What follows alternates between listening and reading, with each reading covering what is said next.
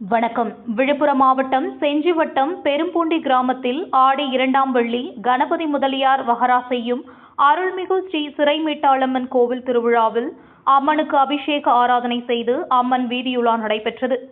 AB Rajalingam, PG Veeramani, Sivakumar, ராஜா மற்றும் நடராஜன், உமத்துரை, பாரதி ராஜா மற்றும் பக்தர்கள் பொதுமக்கள் அனைவரும் கலந்து கொண்டு அம்மனை தரிசனம் செய்தனர். செய்திகளுக்காக செஞ்சி தாலுகா செய்தியாளர் TD மதன்குமார். நன்றி.